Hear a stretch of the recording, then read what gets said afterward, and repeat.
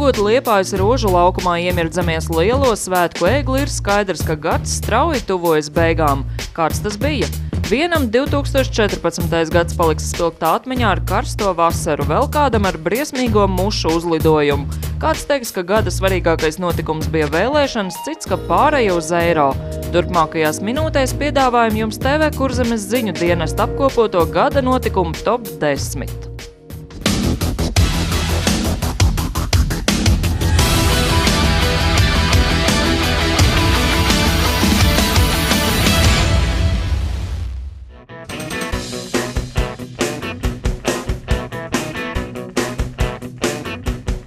Augusta beigās Liepājā blakus koncerta estrādei Pūtu vējiņi tika atklāts vides objekts Spoku koks, kurā iemūžināta grupas Līvu piemiņa. Tās zaros ir paslēpušies 5 mūzikas instrumenti, kur atrašanā var sacensties apmeklētāji. Instrumentu tēma parādās arī solos, kur virsma atgādina stilizētu ģitāras grifu, un apsēžoties uz tiem var dzirdēt Līvu mūziku. Tiklīdz mums radās vārds koks, tā mums sāk skanēt galvā šī dziesma Līvs, tas ir spoks, tas ir spoku koks. Un ja jau reiz paši Līvi ir atbildējuši uz šo jautājumu, kas ir Līvi, tad tas kļūst tikai dabiski. Spoku koks ir aptuveni 6 metrus augsts un veidots no gandrīz 4000 metāla stienīšu. Objektu no nerūsējoša tērauda ir izveidojis mākslinieks Reinis Kuncīts. Tas nekas, ka pagaidām tie zari ir tukši, gan jau tiešām viņš kā iedomu koks, kā ideju vieta arī dos savus augļus. Tā varētu būt. Viņš šeit ir organiski labāk nekā es pat biju iedomājies. Pie koka bruģī ir iegravēta 30 populārāko Līvu dziesmu nosaukumu, kas izvēlēti vadoties pēc cilvēku balsojuma. Spoku koka saknēs ir iegravēta aizsalē esošo grupas Līvu dalībnieku vārdi. Mūziķis Spoku koku lielākoties vērtē atzinīgi un vairums to neuztver kā pieminekli. Man liekas, tur ir viss tas, kas vajadzīgs. Tur ir zīme, vides objekts veltīts Liepājas rockgrupai. Super viss.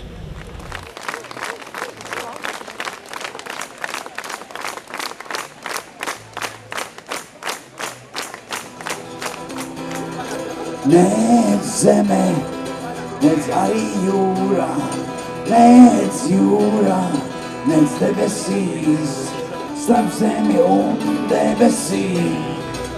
Saknēs Līvs, spoku koks.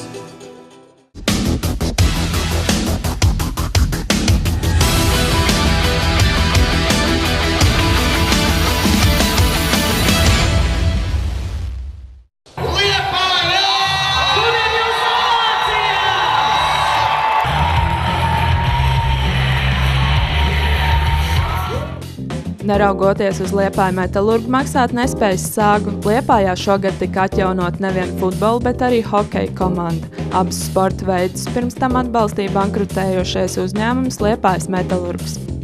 Komandā dzimšana radījusi apbrīnu pat sporta nozares skeptiķu vidū. Komandas atjaunots ar pašvaldības un citu sponsoru atbalstu. Hokeja un futbola tradīcijas Liepājā turpinās un tos apgūst arī bērni un jaunieši.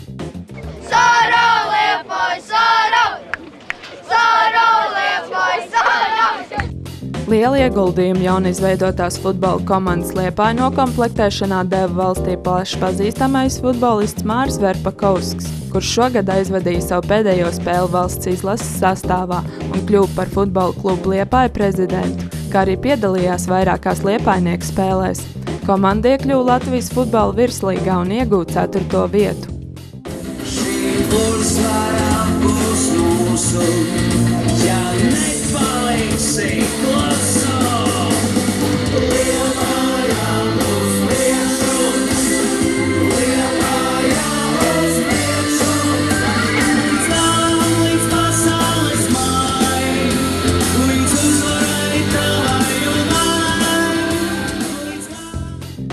Pēc sezonas pārtraukuma Liepājai ir atgriezies arī hokejs. Jaunizveidotās hokeja komandas Liepājas sastāvs lielākoties tika nokomplektēts no Liepājas hokeja audzēkņiem. Ļoti profesionāli esam gatavojušies šai sezonai un mērķi noteikti mums būs augsti. Tas būtu noteikti medaļas. Decembrī Latvijas hokeja čempionāta laikā pirmo reizi notika labdarības akcija Lāčs lido, kad uz laukumu tika samests vairāk kā 2000 mīksto rotaļlietu. Liepājas Metalurgam piederošo ledus halu šogad iegādājās Liepājas Olimpiskais centrs. Tā paspārnē šogad ir nokļuvis arī stadions Daugava kopā ar rezerves stadionu.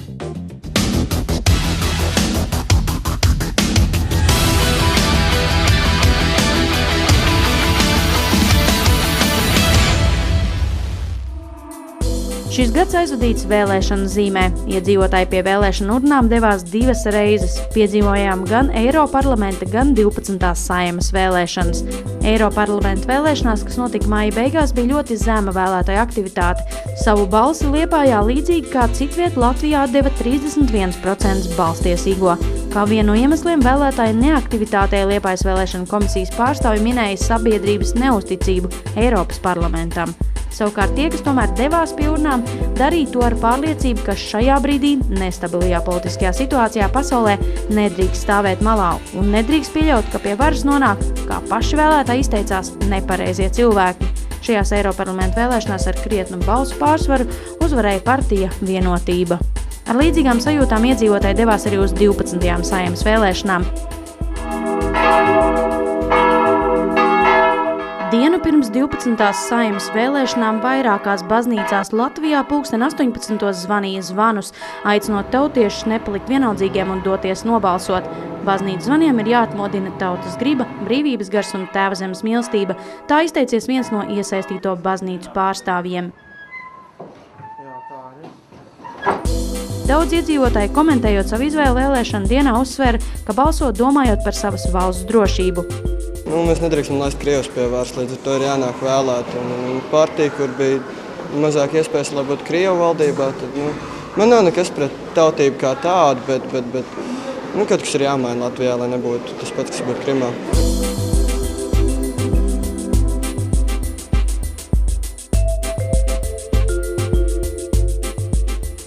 Vēlēšanās gan piedalījās tikai 58,85% balstiesīgo pilsoņu. Saeimā iekļuva 6 partijas un partija apvienības Saskaņa, Vienotība, Zaļo un Zemnieku savienība, Nacionāla apvienība Visu Latvijai, Tēvzemei un brīvībai LNNK, Latvijas reģiona apvienība un No sirds Latvijai. Jāpiebilst, ka šogad pirmo reizi Latvijā varēja piedalīties iepriekšējā nobalsošanā, ko arī izmantoja Liepājas un tuvāko novadu iedzīvotāji.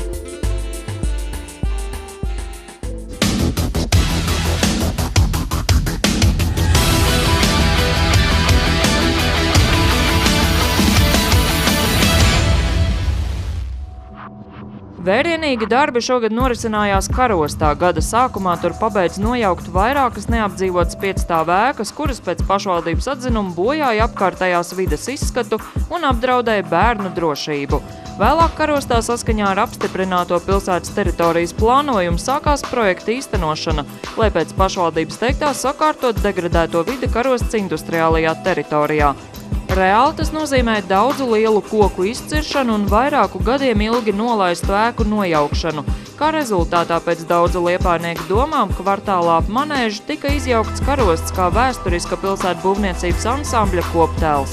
Pašvaldība gan uzsver, ka pilsētas ekonomika no šīm pārmaiņām tikai iegūs, jo sakārtotās teritorijas piesaistīšot investors, kuriem šeit būs visa nepieciešamā infrastruktūra.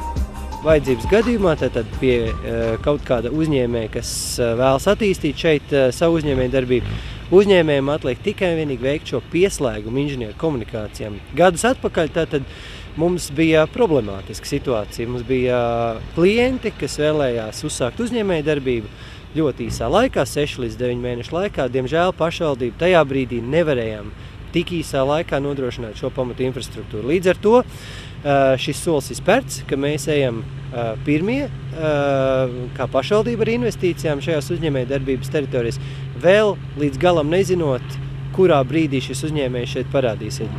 Rosība šogad notika ne tikai Karostas ielās, bet arī kanālā.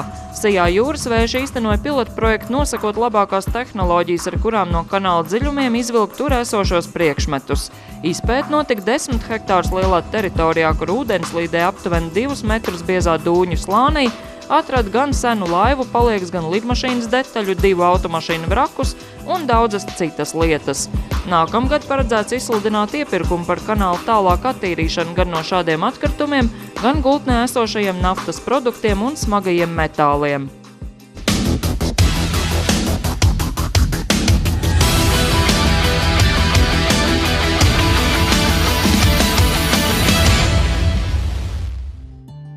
Liepājas reģionālā slimnīca par spīti veselības nozares nepietiekamajam finansējumam piedzīvojusi pēdējo gadu laikā vērienīgāko rekonstrukciju.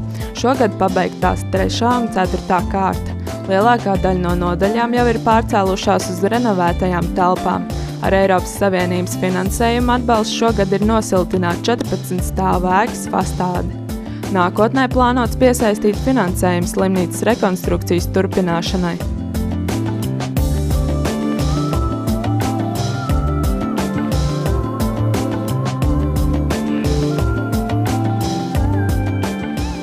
Slimnīcā šogad atvērts Kurzemes uroloģijas centrs. Tajā strādā nevien uroloģijā un šaurākās tās jomās specializējušies darbinieki, bet arī nefroloģijas speciālisti, kas tādējādi nodrošina pacientu ar vislabāko diagnostiku un ārstēšanu.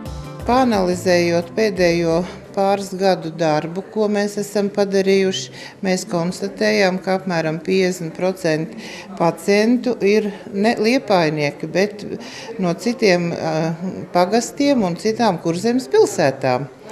Un saliekot visu šo kopā, es domāju, bija loģiski, kad mēs no nodaļas status kļuvām par Kurzemes uroloģijas centru. Tāpat šogad Liepājas reģionālajā slimnīcā pirmoreiz Latvijā tika veikta sarežģīta apusēja mugurkaulu fiksācijas operācija tik jaunam pacientam, pusaudzim. Vairāk jau būs jāpasako līdzi, lai nesadara muļķības un kaut ko nesabendē to, kas ir izlabots tagad. Vairāk tagad mums vajadzēs ārstnieciskos kaut kādus vingrinājumus taisīt, uz sanatorijām būs jābrauc. Vēl priecīgs notikums Liepājas slimnīcā novembrī bija trīnīšu piedzimšana kādā liepājnieku ģimenē.